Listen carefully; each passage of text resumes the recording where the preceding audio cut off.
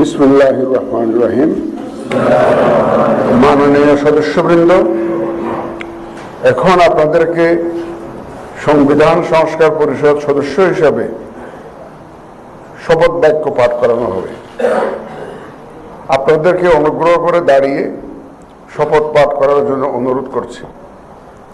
উল্লেখ্য যে আমি শব্দটি উচ্চারণের পর মাননীয় সংবিধান সংস্কার পরিষদ সদস্যগণ ডট চিহ্নিত স্থানে নিজের নাম পাঠ করবেন।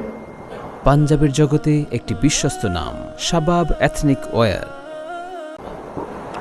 আমি সংবিধান সংস্কার পরিষদ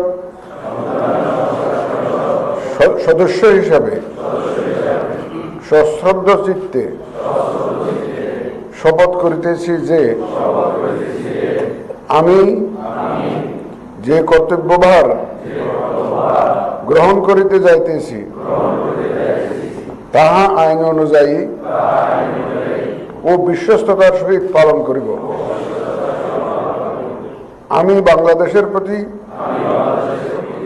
অকৃত্রিম বিশ্বাস ও আনুগত্য পোষণ করিব এবং পরিষদ সদস্যরূপে আমার কর্তব্য পালনকে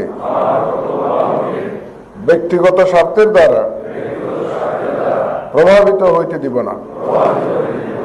ধন্যবাদ।